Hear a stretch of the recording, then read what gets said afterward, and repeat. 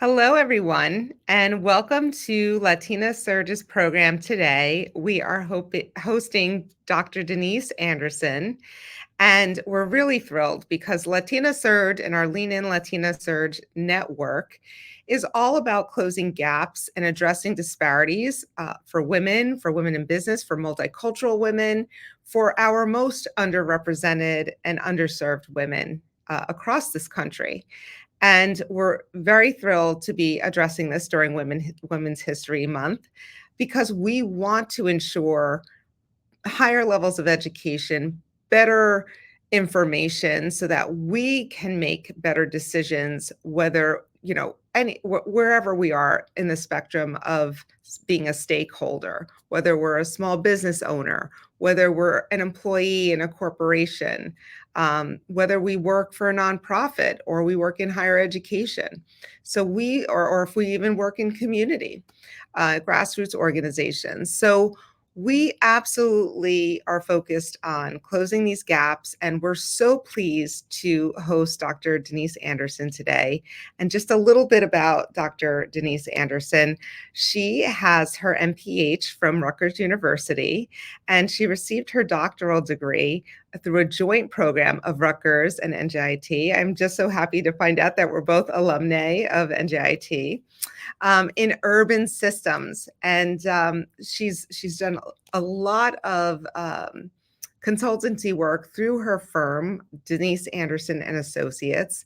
And most recently, as co-chair of the Disparity Study for the African American Chamber of Commerce of New Jersey, she has been the front runner in doing all of the analysis and review of the New Jersey Disparity Study to highlight what the impacts are to Black-owned businesses across the state. And I believe she'll talk more about how that resonates, not just at the state level, but at the county level, at the municipal level. And so for any of our small businesses trying to achieve access, inclusion, participation in contracts, this conversation really matters and the information is really important. So without further ado, welcome Dr. Denise Anderson. Good afternoon.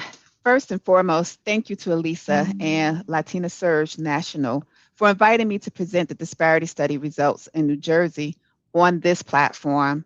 I support Latina Surge's mission of promoting the inclusion of women and women of color in business and society. The margins of society are not where we belong. Inclusion and active participation are imperative. As you listen and see what is happening in New Jersey today, we instinctively know this is happening across the country. So I will wrap today's presentation up with a call to action for participants in their respective states and territories. Let's get into this. The New Jersey Disparity Study was released on January 23rd this year. The study was conducted by Mason Tillman Associates, and they examined whether the state's funds were spent on past contracts in a manner that furthered existing discrimination against minority firms in various sectors. I will describe the included sectors shortly. The study period was a retrospective look back into a 5-year period. The 5-year period was New Jersey state fiscal years July 1st, 2015 to June 30th, 2020. This was a mixed method study, meaning it intentionally included numbers such as descriptive statistics and analytics, and the voices of minority-owned businesses in the state of New Jersey. Noteworthy is that the inclusion of both is important. The numbers tell us what, while the voices or stories tell us why and how. An intentional framework was used in this study's design, collection of information, and interpretation. It is this framework that tells us a comprehensive story about what's happening with minority-owned businesses in the state. And this framework should support the state's efforts in designing, implementing, monitoring, and being accountable for comprehensive and swift solutions. The framework is as follows: establishing active or passive discrimination, establishing systemic discriminatory exclusion, anecdotal evidence, which again is the voices of minority-owned businesses here, and remedial action scheme, which is the acknowledgement of sufficient evidence to support systemic findings and the need for corrective actions. I, in turn, am summarizing the results of the New Jersey Disparity Study using the framework as just described. First, with the framework is active and passive discrimination. Let's first define active and passive discrimination. An entity will be considered an active participant if the evidence shows it has created barriers that actively exclude minority business enterprises from its contracting opportunities. Active discrimination. An entity will be considered a passive participant in the private sector discriminatory practices if it has infused tax dollars into the discriminatory industry. Passive discrimination. The evidence will demonstrate that the state of New Jersey has been an active and passive participant in discrimination towards minority and women owned firms. Next in the framework is establishing systemic discriminatory exclusion, and it has three parts. The first part is the geographic market, followed by current versus historical evidence, and then statistical evidence. We will examine the geographic market first. So we are talking about New Jersey state government. So the market area in this study is the entire state. Looking at the top chart, table 5.8, you will see that over 1/3 of New Jersey state contracts were awarded to businesses out of the state during the study period. State fiscal years 2015 to 2020. So this is the first problem, right? Over 1/3 of New Jersey state contracts go to out-of-state vendors. That is only justifiable if the state of New Jersey can validate that there were no eligible entities in New Jersey who could satisfactorily complete the scope of work, meet the contracting requirements. Tables 5.5, 5.6, and 5.7 illustrate the percentage of out-of-state contracts by industry during the study period. Respectively, out-of-state contracts during the study period were 6% for construction, 32% for professional services, and 40% for goods and services. Staying with the framework, the second of three components, establishing systemic discriminatory exclusion. So we just covered the geographic market, and now we're going to talk about the current versus historical evidence. With this framework component, pre and post minority and women business enterprise program data is assessed to analyze whether a disparity would exist without a minority women business enterprise program. Currently, New Jersey does not have a minority women business enterprise program. There is a certification, but not a set aside. A set aside means that a dollar amount or a percentage gets awarded to minority, women owned, and other diverse businesses. However, there are two set aside programs in existence. The small business program set aside at least 25% of the total dollar value of state contracts and is an overall program goal for each state contracting agency. Then there is the race neutral set aside program for service disabled veteran owned businesses, which sets aside at least 3% of the contracts awarded to eligible service disabled veteran owned businesses. So, in summary, regarding current versus historical evidence, there is a dichotomy. Currently in New Jersey, we are on the side of race neutral measures and policies related to procurement and contracting with the state, which is not serving diverse businesses. And on the other side of the spectrum are race and gender conscious measures that ensure and monitor the inclusion of diverse businesses. This is the direction we must go in as a starting point for righting the wrongs of the past and present. First, within statistical evidence is the availability of minority and women business enterprises in New Jersey. And we hear a lot about this when we're talking about small businesses, diverse businesses, et cetera. In the study, availability was measured by the willingness and capacity of minority and women business enterprises in New Jersey. Willingness was determined by identifying minority women business enterprises in the state, and capacity was measured by analyzing the size of prime contracts, stratifying the largest prime contracts by industry, analyzing the frequency of contract awards, etc. The results of this study concluded that minority and women business enterprises in New Jersey are qualified, willing, and able to perform state contracts. So before moving on to the data, I want to briefly review New Jersey's procurement context. The report provided 4 New Jersey industry definitions, one for construction, architecture and engineering, professional services, and goods and services. The study included all categories except architecture and engineering, and I do not recall seeing a reason for the exclusion of architecture and engineering from the study. So let's make our way into the utilization data and review the soul of New Jersey state procurement. In the context of the study, highly utilized businesses are the small group of prime contractors in New Jersey receiving the most prime contract dollars.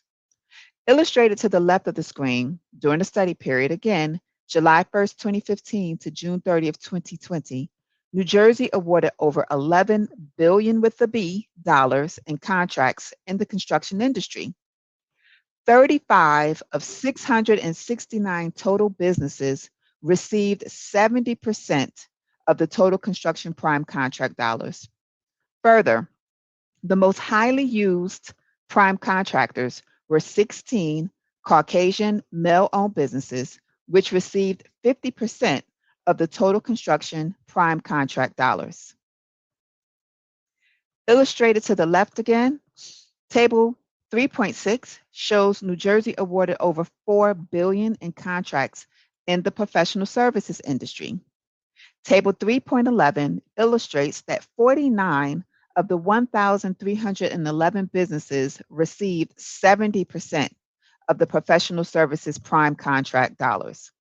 A small group, approximately 4% of prime contractors, received most of the professional services prime contract dollars awarded by state contracting agencies. To the bottom right, Table 3.12 reveals that the most highly used prime contractors were 15 Caucasian male-owned and 2 Asian American-owned businesses. Again, to the left, Table 3.6, we see New Jersey awarded over $3 billion in contracts in the goods and services industry. Table 3.14 illustrates that 189 of the 2,764, or approximately 7% of businesses, received 70% of the total goods and services prime contract dollars. To the bottom right, Table 3.15 reveals that the most highly used prime contractors were 42 Caucasian male-owned, 1 Caucasian female-owned, and 2 Asian American-owned businesses. These 45 contractors received prime contract dollars for 50% of the total goods and services. These contracts range from approximately $40K to $110 million. Now, we will explore the last segment of establishing systemic discriminatory exclusion, which is the statistical evidence. For context, let's define the disparity index. Essentially, the disparity index measures whether minority and women-owned businesses are securing public or government contracts in proportion to their availability and their representation in the state of New Jersey. This slide reveals that in the construction industry, Black women received 2 contracts, Hispanic Latino women 3, American Indian Alaska Native women 1, and Asian women received 6. Public contracts in construction during the 5-year study period were between 0.03% and 0.20% for diverse women-owned businesses in New Jersey. In the professional services industry, Black women received 8 contracts, Hispanic Latino women 29, American Indian Alaska Native women 0, and Asian women 17. Between 0% and 0.51% of all professional prime contracts went to diverse-owned women businesses during the 5-year study period.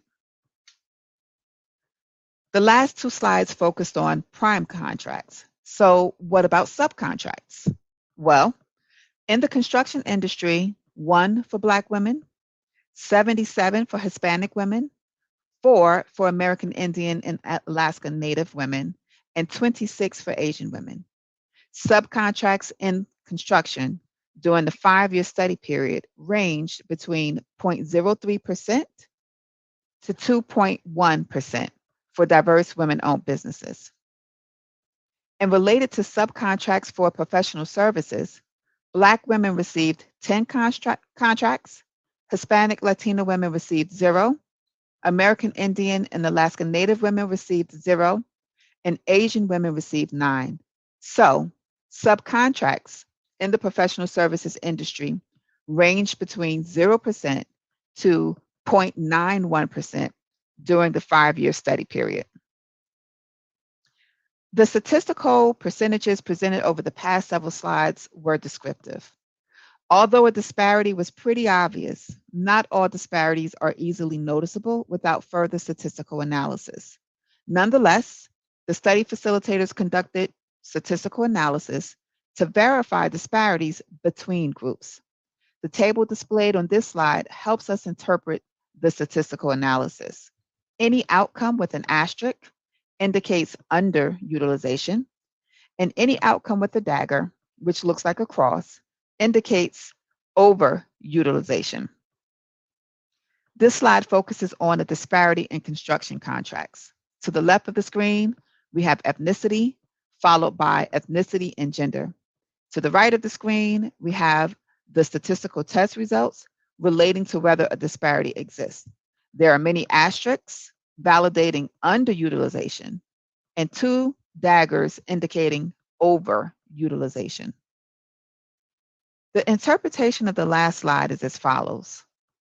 For prime contractors in construction in New Jersey, there is a disparity for Blacks, Asians, Hispanics, and white women.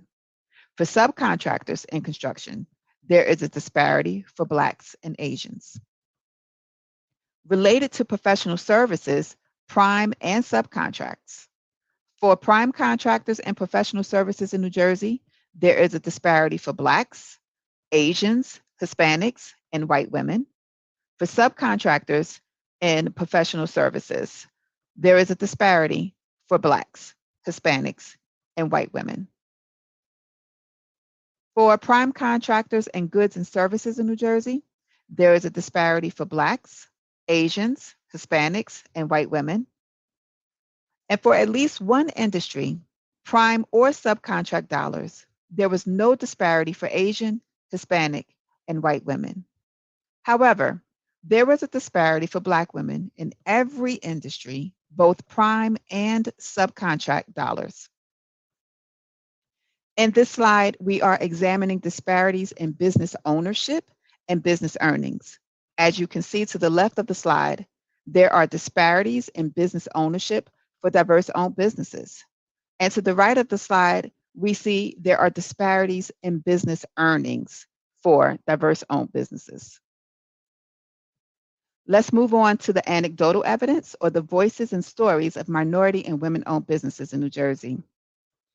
The report provided the criteria for persuasive anecdotal evidence requirements as listed on this slide. So gathered from minority contractors, preferably those that are qualified, concern specific allegations of discrimination, involve the actions of governmental officials, involve events within the relevant jurisdiction's market area, discuss the harm the improper conduct inflicted on the businesses in question, collectively reveal that discriminatory exclusion and impaired contracting opportunities are systemic rather than isolated or sporadic. Again, the anecdotal, qualitative voices of those impacted provided the human context to the statistics presented. It often provides the how and or why the issue exists and persists. There were 6 virtual business community meetings in September 2022. There were also in-depth one-on-one interviews. Participants included minority groups, white women, and white male-owned prime contractors. Further, formal meeting notices were published and shared on various media platforms. 551 business owners logged into at least one of the 6 virtual meetings and completed a survey. Themes emerged from the discussions with business owners reflected in the first column of the table, and I selected one quote to support each theme. I will read these quotes because I believe business owners can attest to these expressions and experiences. Finding racial barriers. So, it is discriminatory and institutional racism. Everybody pays taxes, but only white people can get businesses with the government. That is why they are the ones who have large, successful companies. The people who are in decision-making positions have the power and authority to award the RFPs to people who look like them, not who look like African Americans or Latinas. We know that they are getting the lion's share of the business, and unless there are state mandates to include minority businesses, nothing will change. Finding preferred contractors. The state already has an idea of who they want to work with before advertising the request for proposal. That is why they have very specific requirements in their RFPs. There are only 1 or 2 companies that can meet the requirements. Issuing an RFP just to allow businesses to respond with no intention of using them is not fair.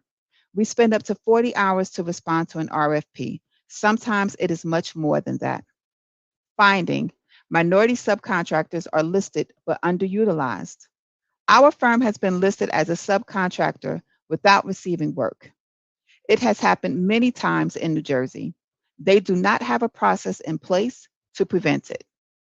Finding onerous bid and RFP process. The RFPs can be a little bit daunting. It takes at least 2 to 3 days before I finally figure out what it is they want. By the time I get through reading all of the requirements, I am still at a loss because now I missed the deadline for the supplemental documents. And by the time I get to the point where it is time to submit questions, they are not quick to respond. Finding limited access to contract information. The state sends notices to minority business enterprises just like New York State does. They send us notices advising us to look out for upcoming jobs. And I correct that. The state should send notices, is what I should have said.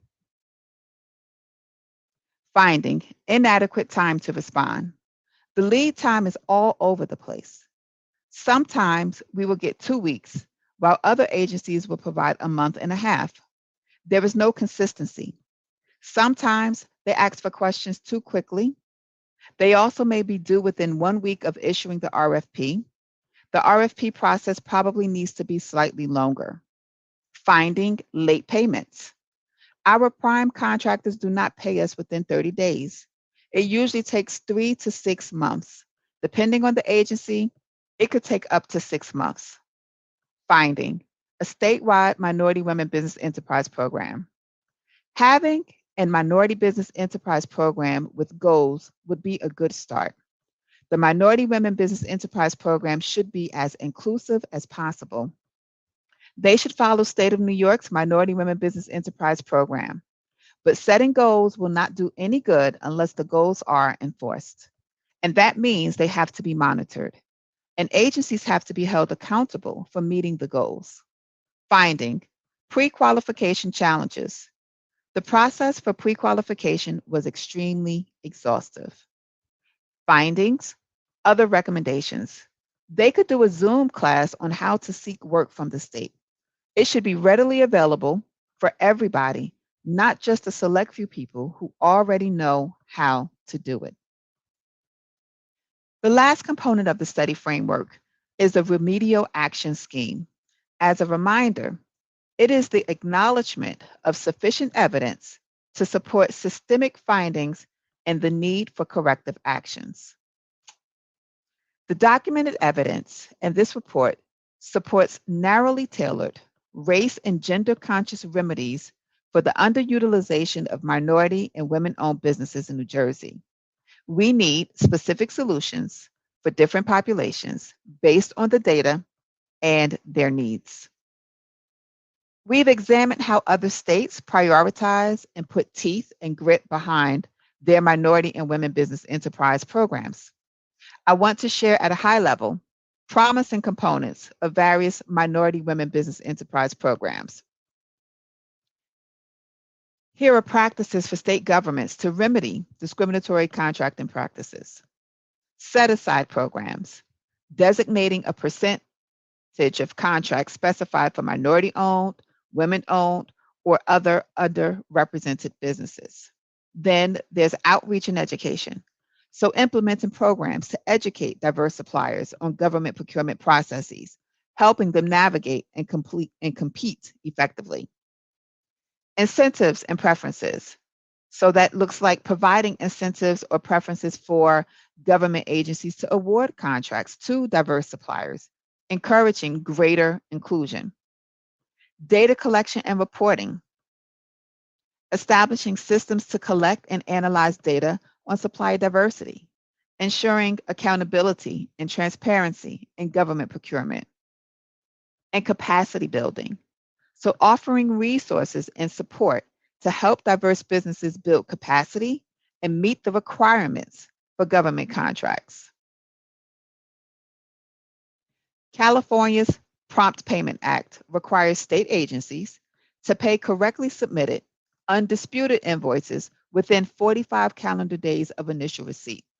If the requirement is not met, state departments must automatically calculate and pay the appropriate late payment penalties. They also have reciprocity partners in California. So prime contractors benefit from your certification when they subcontract with your business. Illinois has a mentor protege program. It provides various types of support to create more equitable access to economic growth while meeting the state's contracting goals, minority, women, and persons with disability owned businesses. Minnesota set goals that require prime contractors to subcontract a portion of the work to certified targeted groups of economically disadvantaged or veteran-owned small businesses on contracts for construction or consulting services. And in Ohio, they provide financial and bonding assistance to businesses. The New York, New Jersey Port Authority has set aside programs for minority business enterprises at 20%, women business enterprises at 10%, and service disabled veteran owned businesses at 3%. Further, they have initiatives such as vendor price preference, subcontracting specifications such as diversity within diversity, informal purchase bids, and various architecture, engineering, and construction academies. In New York State, the governor has passed legislation that prevents fraud and abuse within the Minority Women Business Enterprise Program, allows the use of Minority Women Business Enterprise Development and Lending Program funds to refinance existing debts, and contracts up to $1 million to minority women business enterprises without a formal competitive process. Inclusion and representation have improved adaptability and profits and create a better customer experience. To compete in a global economy, businesses must champion diversity, equity, and inclusion. So when a business has representation from various races, ethnicities, and other demographics such as gender, it increases the collective intelligence of teams in identifying and meeting the needs of consumers. The representation that I'm speaking of is a pivotal throughout the organization. And so it includes board seats and executive positions and not just direct service positions.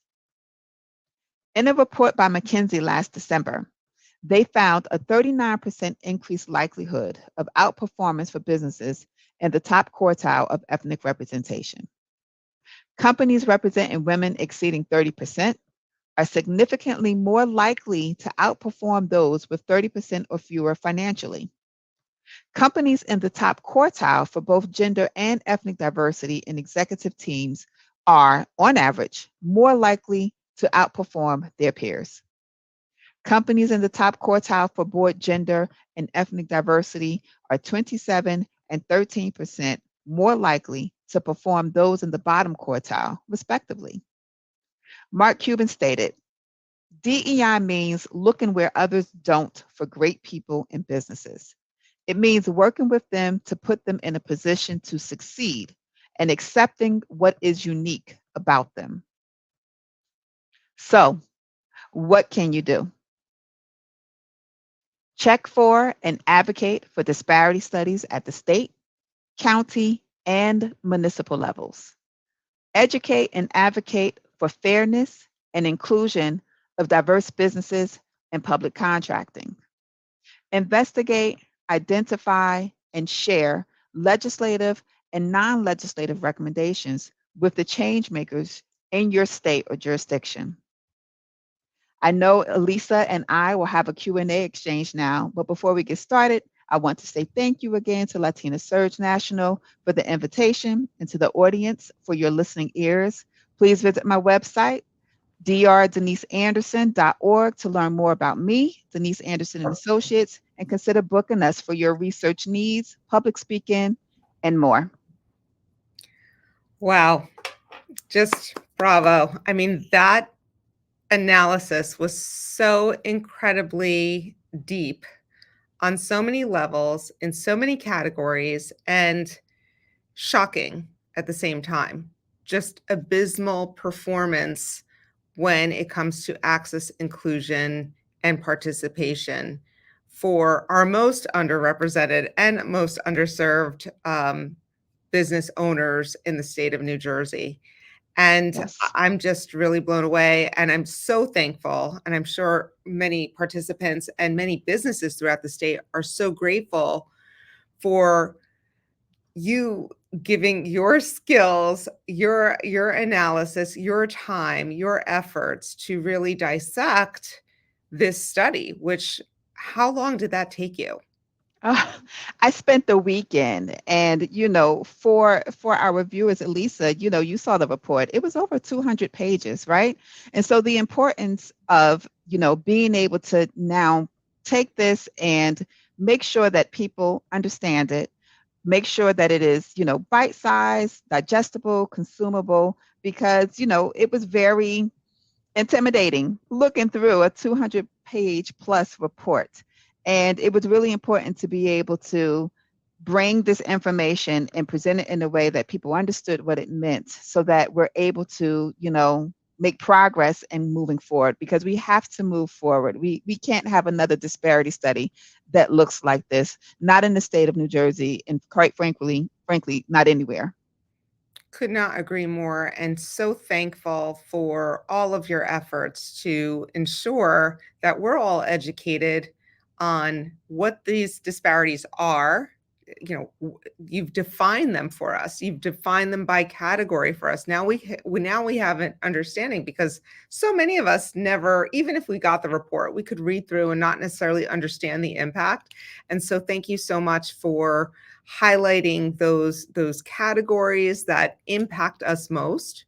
And an area I would say that was just mind-blowing to me, and this is my second time hearing your presentation, by the way, so I'm so happy that you're allowing us at Latina Surge to record this so that we can share it, so people can rewatch it, redigest it.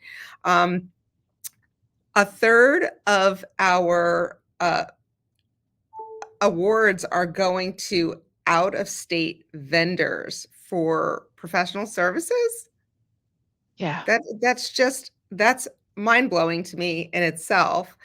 And then to understand that $4 billion of professional services is awarded to 4%, like, of the market, the that's prime right. contractors.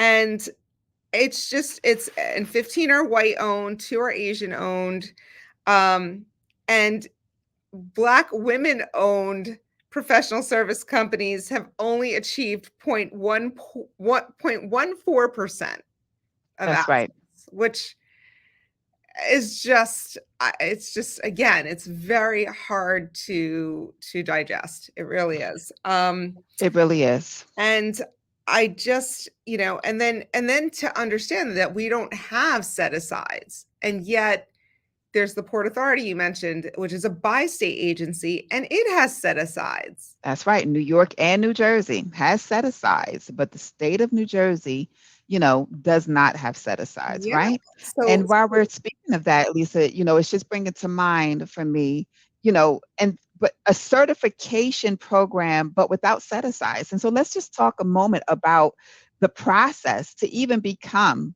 a certified minority women business enterprise in the state. The paperwork, the time, the efforts. I mean, you're providing everything minus, like fingerprints, right? In order to prove that you are a minority women business enterprise, just to go through that process and not have a fair shake at doing business with the state. That is a problem. And I also have to add that it's so disheartening as we are in this last week of Women's History Month, right?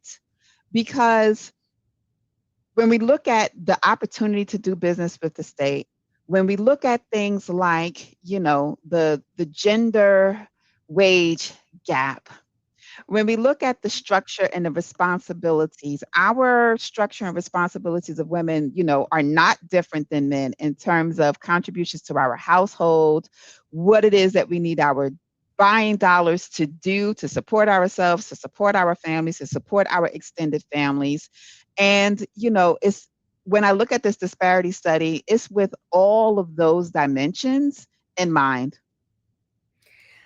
I get, again, I keep like thinking back to professional services because I have a professional services MWBE, you do too, and Yes, like we are not getting access to $4 billion of potential that's right. revenue, even a portion of that. It's That's right. and probably most women, most multicultural women that own their own businesses, that's probably, while they might sell goods and services, or they might be have own a construction company, the reality is probably most of our services, most of our small businesses as women business owners are likely professional services. So Yes, clearly that's like a category where we should be excelling, and yet we're not. that's right. That's right. Unbelievable. Some questions came in, and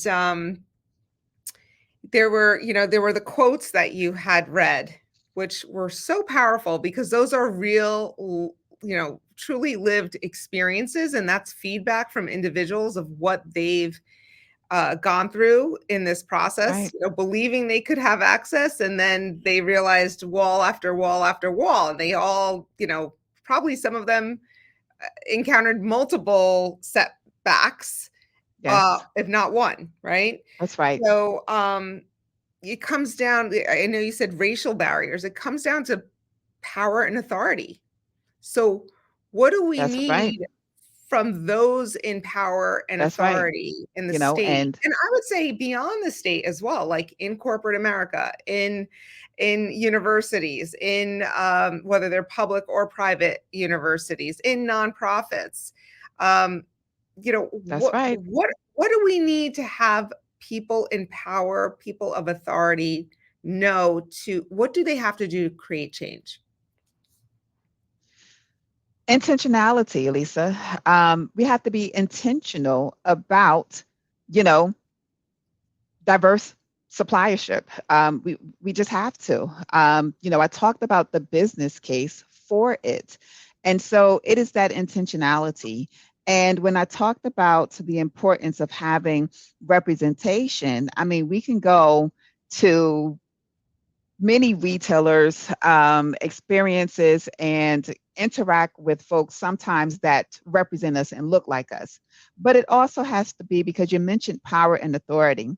And so it's so important that we have that diverse representation in decision making spaces. So that means at the very top, sitting at the board of directors tables, and as well within the C suite of an organization that is making those decisions on a day to day basis, because power is top down, inclusion is top down.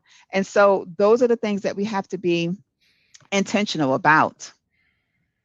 And you also gave some examples of where there has been intentionality in other states and things that Hmm. they've done. So it is feasible. We do see benchmarks. That's So right. we as a state need to start being more competitive and reach those, at least the bottom line of those benchmarks.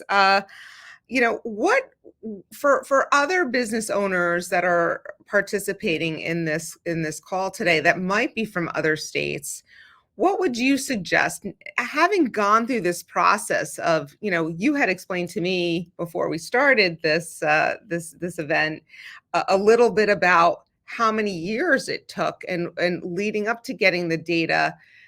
Maybe you can talk a little bit about that so that people are more prepared for like taking action. I think you had mentioned like be actionable. What do they need to know before they jump 2 feet in? Yes, yes. So the first thing I would do is I would encourage for participants to, do some research to see, you know, has a disparity study been done, in their local areas. And we're talking about at the state level, Elisa, the county level, and at the municipal level, because that is also happening in New Jersey. We do know of counties that are in the process or have done a disparity study, municipalities as well. And so they are starting at the local and the county levels to, be more intentional about their diverse spend. So I would start with exploring whether it has been done or is it in the process of being done, right? The second thing that I would look at is, who else have done it? Because, you mentioned the New York, New Jersey Port Authority and their set asides. Well, the New York, New Jersey Port Authority had done a disparities study, I believe, in like 2017 or 2018. Part of what we were trying to figure out here was, well, why couldn't New Jersey, since the Port Authority is the combination of two states, New York and New Jersey. And if the Port Authority study back in 2017 showed these, disparities, then why couldn't that be used as a proxy for, doing something earlier for New Jersey? And here we are in 2024 with a disparity study that, I remind the audience, it looked at 2015 to 2020. So we're in 2024. We're Wow. talking about we're in the fourth year of the perpetuation of what we saw. And we don't need another study to know that because nothing has been put into place since the study period of 2020 to make this any different for the subsequent years from the study. And so, seeing if there are any neighboring entities within a particular jurisdiction that have done a disparity study that you can then start to speak with your local and state officials about, what the information is showing and what are their plans to do something about it. Because, there are states that are, and so we have to move the needle. So you had mentioned a few like recommendations of how to move that needle, like set aside programs, outreach and education, incentives, preferences, data collection, capacity building. I do want to mention though, like an immediate thing that can be done, because as a small business owner, I've encountered this, not even at the state level, but at like the county level and at the municipal level, I've bid on different proposals and the question, they wanted to make the award. And the first question is, are you on the state's shortlist or are you part of a co-op? And in the business that I run, there's a co-op in Texas. I don't even know how to really tap into that. It's not even in the state of New Jersey, but the New Jersey short list of contractors or approved list of contractors, they don't relet that like until every 3 years or so. And so I don't have access for 3 years until I can figure out how to bid on that. So can you talk a little bit about the importance of, like, opening those up immediately? Is that a part of the strategy? I think it is a part of the strategy. And to your point, my understanding is that there are co-ops at the state level, also within the county, and possibly some municipalities as well. And, what I'm hearing about the co-ops is that because you go through this, I guess, validation process with them, that they prefer to use folks from the short list because it's less of an administrative and Yes. bureaucratic burden for them. Actually, And it's so less that's of an expense for less every of an single expense. municipality and county. It's like they won't have to go through this like arduous RFP process if they can That's go right. just to the short list. Pull somebody from the list. But to your point, now we need to take a look at the list. We need to have a quick and dirty, data stratification of the list, because if the list is not diverse, then you already know that, it's going to continue to perpetuate the outcomes that we have. And so, like, the list should be looked at to see what it looks like. The list should have some aspirational goals as well as we're looking at inclusion. And to your point, I agree that 3 years is too long to not have an opportunity to, apply to be included on the list. Yeah, and that application, to your point, that process too of getting certified to be on that list, that could take so much time and you might miss the window That's and right. then you have to wait another 3 years. I mean, That's it's right. a little bit, it should be a rolling admissions kind of thing. Like once you're on it, you're on it, and maybe you have to just do something annually to, you know. Attestation. Yes, Yes. exactly, Yes. exactly. Um, so what else do you think we should be doing beyond government to ensure our inclusion? Like, what are like the top three things that we should know as minority women business owners or women business owners? What do we need to know? What are like the top three most important things we need to do as next steps to ensure our access and inclusion? Yes. I believe that we should be reaching out to our change makers to let them know that, hey, have you seen the results of these studies? We're not getting, our fair or equitable access to these opportunities. And we want to know if we can count on you in terms of supporting legislation and other government reform that we can do without legislation, quite frankly, quicker than legislation more oftentimes. And, do we have your support on it? At least I think that it's important for our lawmakers to know that we are watching them. There's always an election season that is, upon us.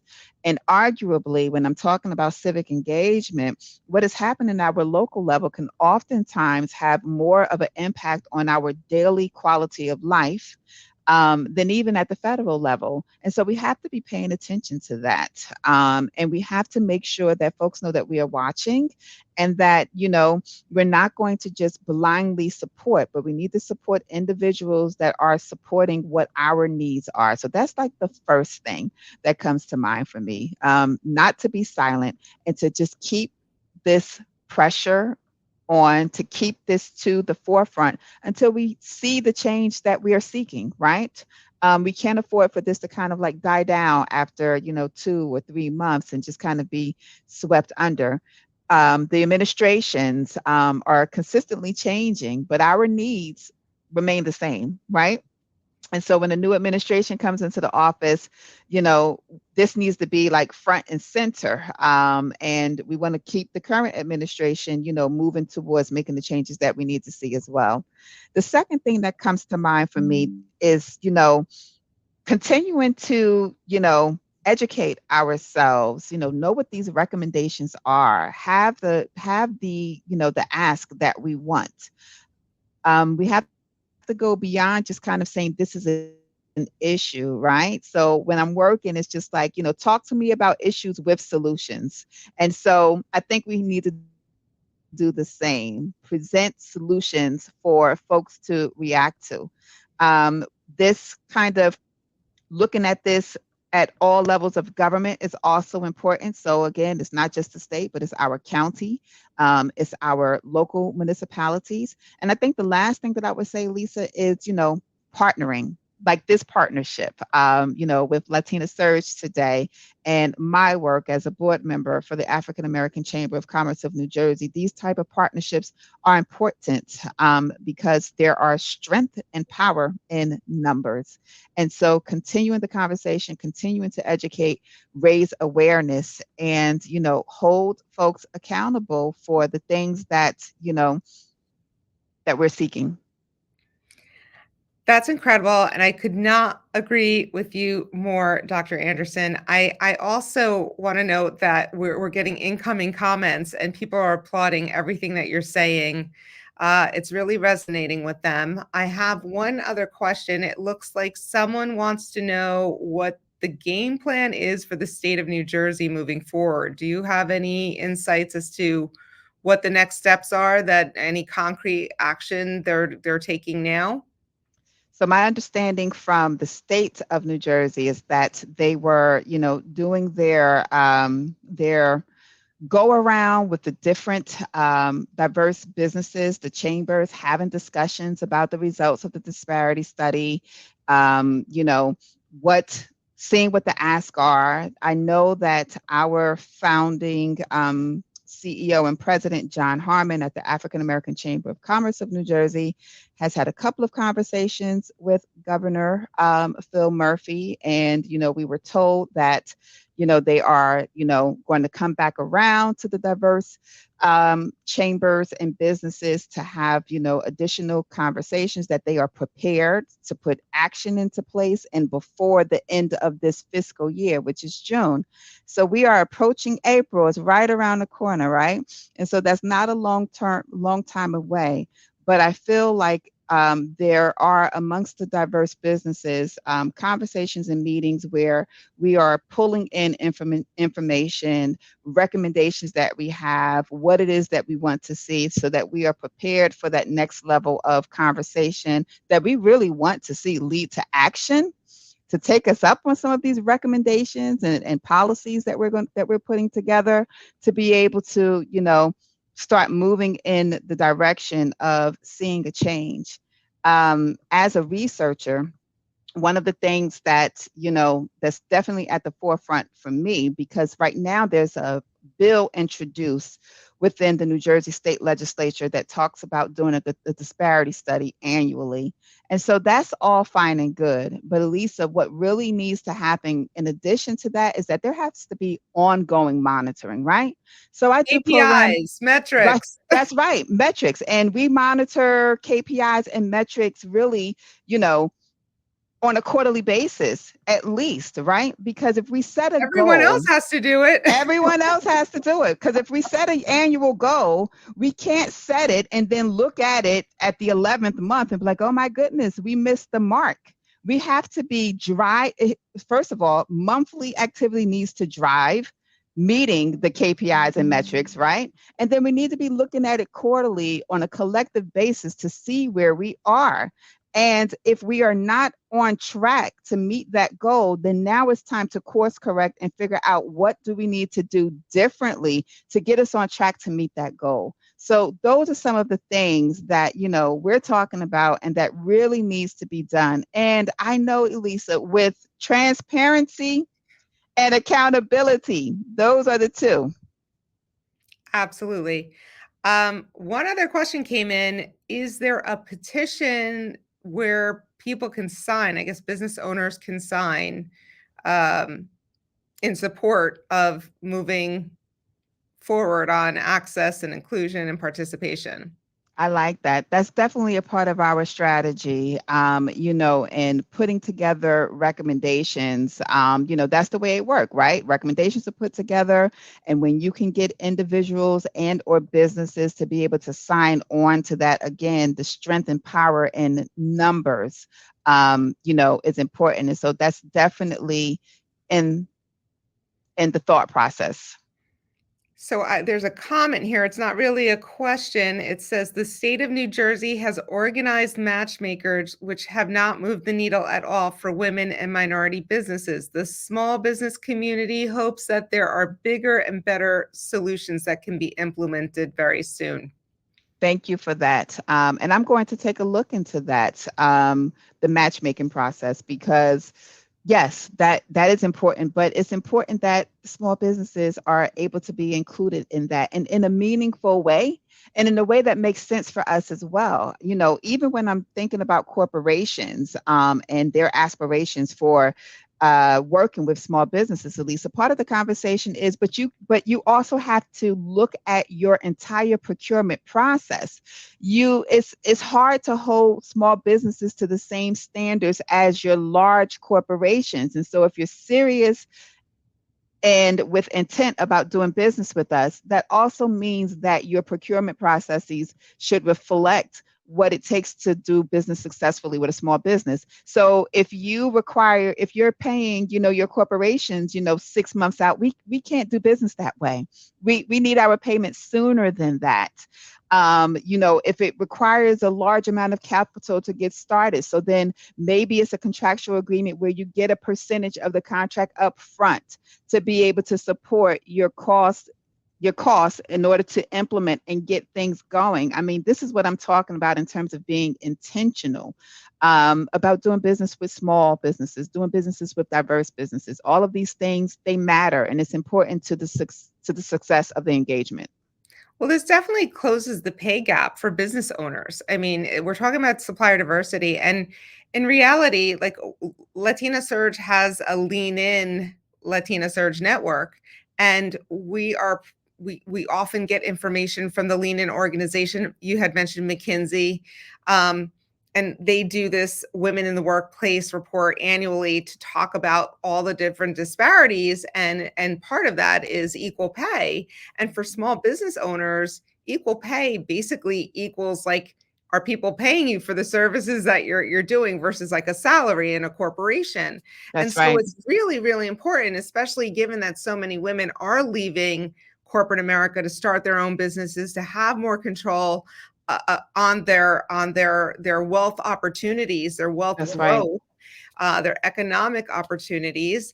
I'm definitely going to be sharing this recording with the Lean In organization. I'm sure they would love to hear, and they might even entertain having you come in and speak. It's really such incredible work that you've done, that you're doing, and I cannot thank you enough for being willing to come and share all this information with our participants and viewers at Latina Surge. Thank you so much, Dr. Anderson, and I really look forward to supporting you, supporting the African American Chamber of Commerce of New Jersey, all of the diverse chambers in the state of New Jersey and across the United States. Like, we are very much about trying to close these gaps and having people being willing to come on and talk about all of the information, and sharing it is so valuable. So thank you again so much for all of your efforts and your passion. Well, thank you so much. So I'm wishing everyone a good balance of their day. Thanks, Elisa. Okay, take care.